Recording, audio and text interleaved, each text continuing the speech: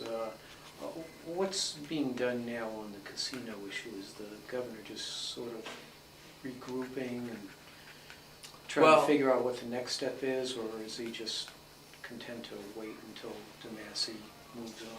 Well, we put what we thought was a sound proposal that at the end of the day was about jobs and revenue. And people can agree or disagree, and people in the legislature have a prerogative to disagree. But we have put a whole host of specific ideas on the table that will bring revenue back to the state and or cities and towns.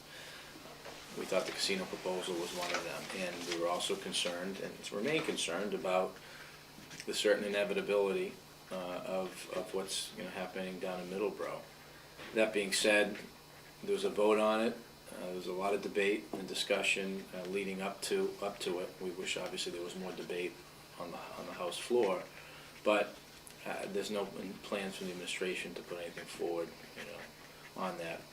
We fought the fight, we made the argument, now we're moving on, to other aspects of our agenda. And it was never a centerpiece, even though it's the type of issue that does take all the oxygen out of the room.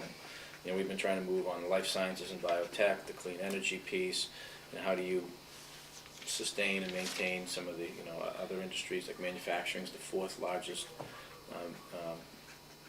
employer in the state, with a median wage that's about $12,000 more than others.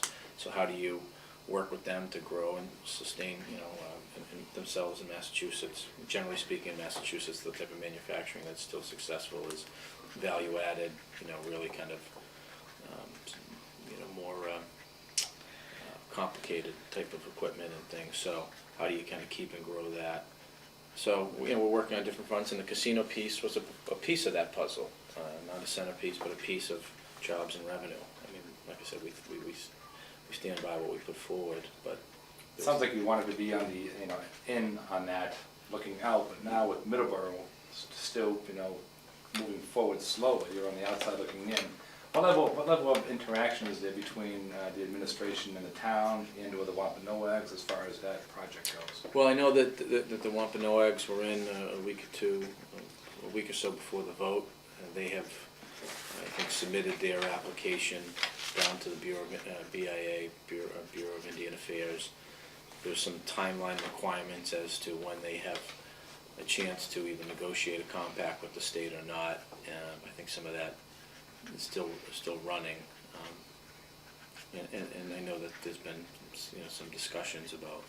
Obviously, we objected to the plan that they submitted. The state did, because we want to make sure the protections that we had in our bill are there for not only the state but those communities that are impacted. So there'll be ongoing dialogue, and we'll try to monitor and what we can to make sure that the state and community interests are looked after.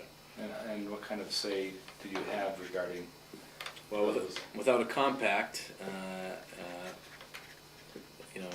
it's a little bit more difficult, but we raised those objections with the Bureau of Indian Affairs. They could potentially be conditions that they include if they ultimately give them, recognition. Or what's pending is their application for the land trust. Right. So, we're saying we think certain things should be in there. And then there is always the opportunity to enter into a compact with them. Could that project happen without the state getting anything? That's what we're worried about. Yes, that's what we're concerned about. Yeah, they video license terminals. There's the argument that they'll probably make that we have Massachusetts licenses casino nights and certain types of things, so that then they should be able to have, I think it's called Type 3. Level 3 gaming, even though we don't have slots and poker tables here. They're going to probably make the argument that because the state licenses casino nights, we should be allowed to do that. But even you see video bingo parlors that give people that same experience, so we think it's likely that they'll have something. Now, what's the status of slot machines coming to this state? That's in the House. That's in the House. So. No, we have we have Middleboro here. Yeah. We cover that big town, then we have Rainham right nearby. So that's why we asked. Yeah, I know. Clearly, yeah. There was comments made from different members of the House that there were commitments made from the Speaker and others to have a vote on this. We're not aware of that. Our concern was we felt that the casino proposal maximize revenue and jobs, and that was the best way to bring revenue and jobs, but we'll have to kind of wait and see what does or doesn't come forward. What's the governor's view on negotiating a compact? Okay. You know, we've got dialogue with, you know, we're talking with them, you know, just there have been, like I said, a couple of conversations to make sure what everyone's aware of, but, you know, we'll kind of see as they go forward. We want to make sure, I think our concern is to make sure that the cities and, you know, the municipalities around them are protected, and that the public health issues that we talked about in our bill, the public safety pieces that we talked in our bill, and the infrastructure issues are addressed, so those could be potentially part of a compact. And the governor's open to negotiating a compact? Right, you know. Does he have any sort of idea about what he would be looking for as far as, you know, percentage of slot revenues or anything like that? Well, you know, some of that, you know, we talked about in our bill what we thought we could get at the, you know, with the 3 casino proposal.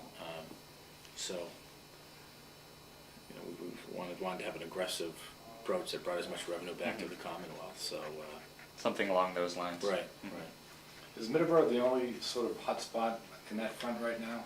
Are any other spots like that developing in the state? What seems to be, in terms of, that's the only